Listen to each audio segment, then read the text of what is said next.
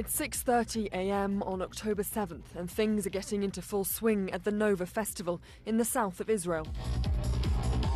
We were having fun, peace, love, good vibes, and an hour and a half after, we are running from bullets.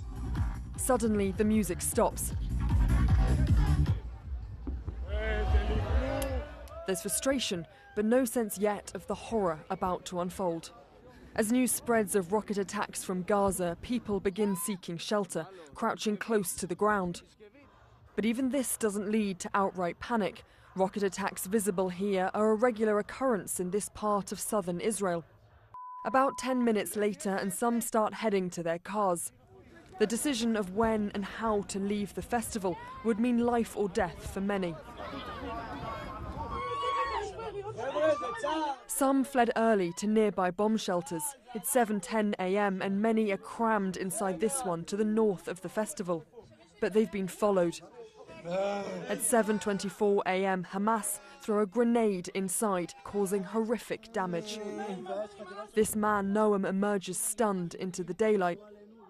And it's not the only shelter to be targeted. 30 minutes later and further down the same road, Hamas militants are caught on dashcam footage outside another shelter. They throw a grenade inside. In total, CNN has identified 4 different shelters near the festival that Hamas attacked, all full of people. Over the next 6 hours, hundreds of civilians were killed, hunted down as they tried to flee the festival.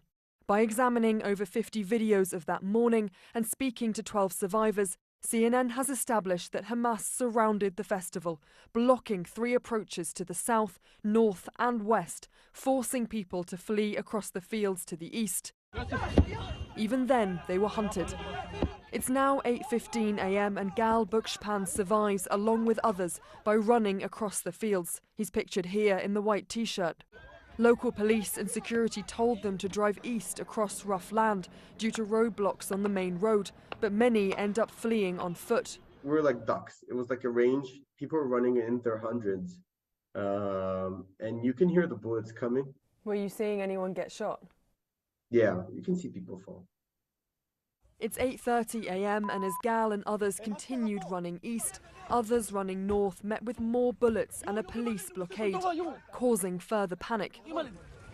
As a result, revelers start running back down the main road towards the festival, not knowing there are more militants just a few kilometers further down.